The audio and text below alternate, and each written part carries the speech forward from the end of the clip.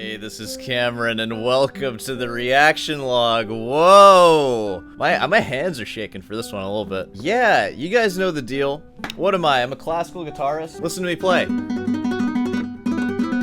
That's my favorite classical piece, Doth Thunder Eth's Strucketh. I got a special and a spicy one. I don't know if this is gonna be the most special and most spicy one that I've done, but it might be up there. Yeah, we're gonna go ahead and break it out right now. So, here's my story. As you guys may know, I'm like the classical guitar elitist guy on YouTube. That's my thing, haha. But I grew up, like, playing steel string and electric and all that stuff, and, Jimi Hendrix, it's like, Jimi Hendrix, he's the man, right? Fast forward, I go to music school, I got a degree, going for another one pretty soon. And I've taken a gap since then. It's been about a 5-year gap, and I'm a guitar teacher. That's what I do here on YouTube. I used to teach children. I used a website called outschool.com. Oh, and hey, by the way, if you're a guitarist and you want to sign up for outschool.com and you want to help me out, use my profile and it'll give me money. So if you like what I do here, like, and I know none of you do, but on the off chance that one of you likes what I do here and also wants to teach guitar online, that's been super helpful for me. Anywho, that's besides the point right now. But I remember I was teaching a kid one time and I was just talking about Jimi Hendrix. We were learning Purple Haze or something.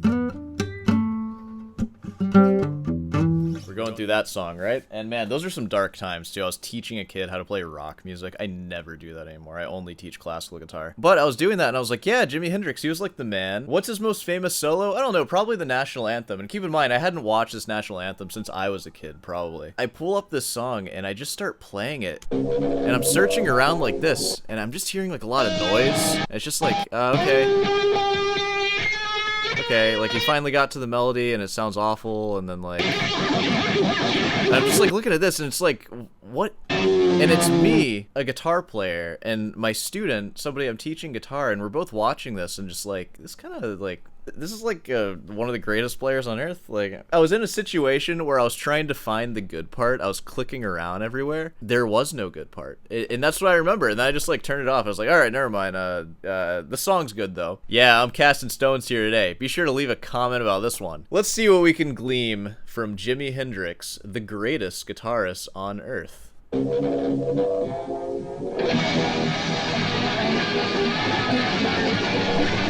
me turn that up. Hey, you know what? I've been talking a lot about overtones. It's kind of cool to hear it for that reason. You can hear like a lot of stuff going on. This is a start. Depending on where it goes will justify this noisy introduction. Let's see where it goes.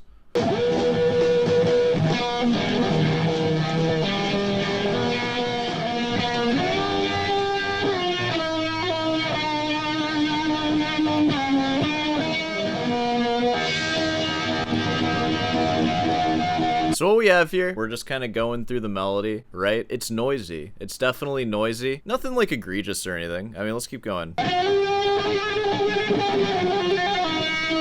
Ooh, that's actually, I was always impressed by that. Those are pretty solid, like, trills. Like, of course, a trill wouldn't be, like, fast all the way through. But he definitely has the chops to do some really nice Baroque ornamentation. It's too bad he didn't get into classical lessons as a child. I think that would have served his career personally. You don't think so? I don't know. I don't know. It's hard to say.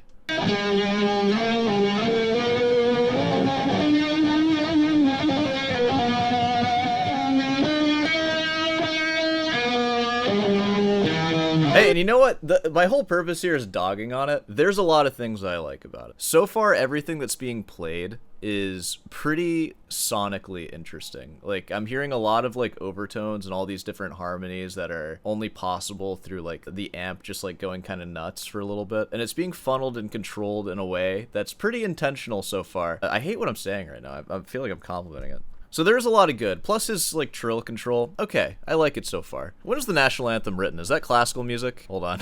Let me see. To Anacreon in heaven? I don't know what that word is. I'm a freaking moron. Dude, look at my freaking recently viewed classical gas sheet music playing God sheet music. Oh, God. Leave me alone. Oh, it's a British drinking song. Originally written for an 18th century Masonic club. That sounds freaking classical. I feel like Jimi Hendrix is almost seeing the light here with this one. All right, we're in a good place.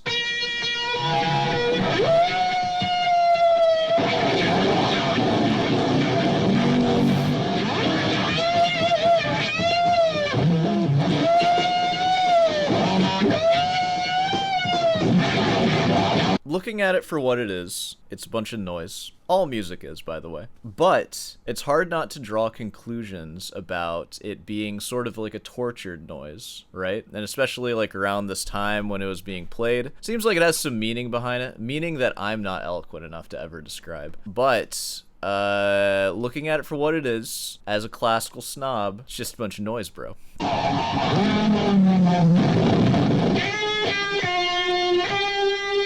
Hey, we made it back. He lost sight of the notes. He was looking at the sheet music and he kind of lost his way and he's like, "Nyeh." Now he found his place again. No more noise. We're back in. All right. I'm gonna add that into my fugue sometime.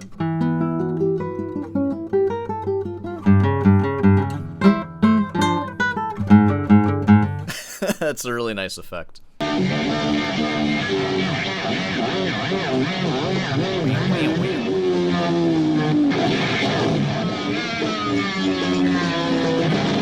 You know, honestly, I'm not hating this, and if I had to make comparisons in music, which I know is stupid, but this is a stupid show. If I had to compare, like, the flashy nature of the stuff that we see with Marson and Tommy Emmanuel versus this, I much rather enjoy listening to this because there's a lot of imagination. Like, I could listen to this and imagine stuff. Like, I can imagine, like, the police sirens when he does that, and I can imagine the distress. But when I listen to, like, just flashy, like, tapping stuff, it's like there is no imagination. Like, what do I even imagine other than just a solo guy just being the freaking man, like, in front of me? It's like, what is this? And that's the thing, it's not flashy. This is not flashy at all, and showing this to a student is probably not gonna impress them, at least in my experience. I only did it once. I haven't listened to it since, but there is something to it. There's more to it than meets the eye. So when I call it noise, there's levels. There's definitely more. Yeah,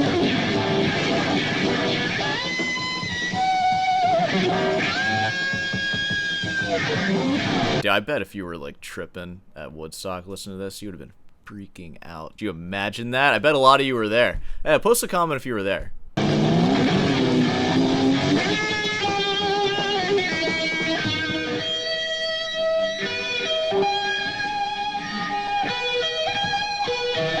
That's a different song there. Is he doing taps now? You're reading ahead, Jimmy. You skip to the next page. He's back. He made it back.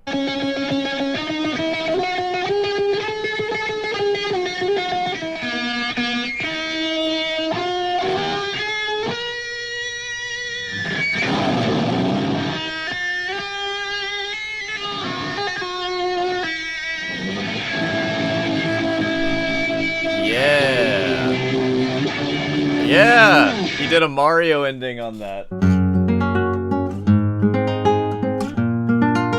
I love that sound. That's the good stuff right there. Whoa, your headstock's wrong, Jimmy. Look at that, he's got his guitar upside down. Who taught this guy how to play guitar? He should have signed up for lessons with me, am I right? I could have flipped that guitar around for him. Just like, hey, buddy, just gotta do that. There we go. Yeah!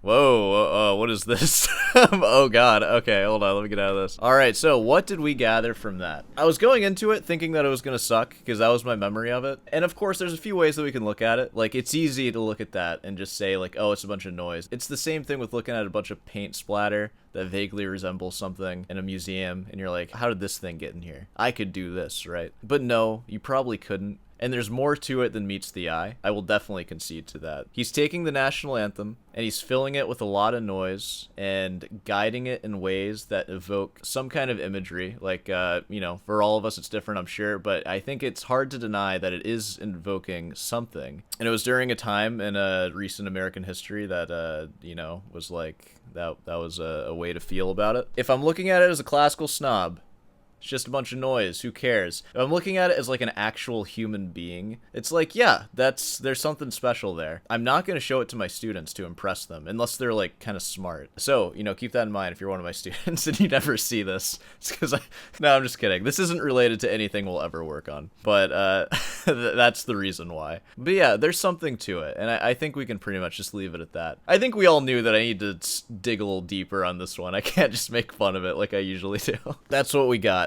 I reacted to it. Are you guys happy now? Hey, well, you know, I think we can wrap it up here. So, of course, if you made it this far, be sure to dislike it. Leave a comment, leave something that'll make somebody else angry.